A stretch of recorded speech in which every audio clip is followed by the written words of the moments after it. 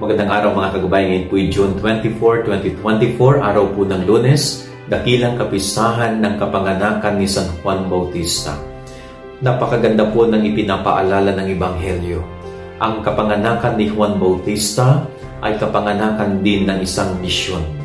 Ibig sabihin, siya'y ipinanganak dahil mayroong purpose ang Diyos sa kanya. At ano yung purpose ng kanyang kapanganakan? Si Juan Bautista ang maghahanda sa daraanan ng Panginoon.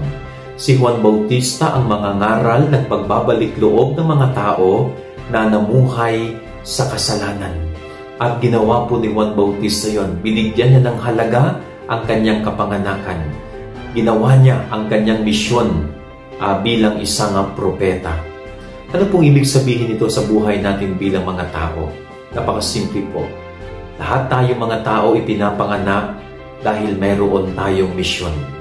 Lahat tayo ay may purpose. Walang taong ipinanganak ipinanganak na balang araw walang kwenta. Lahat po tayo ay mayroong purpose, mayroong misyon.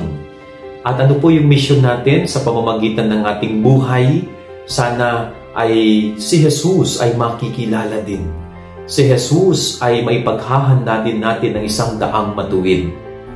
Yun po yung ating misyon, ipalaganap si Jesus, ipalaganap ang tungkol sa Diyos.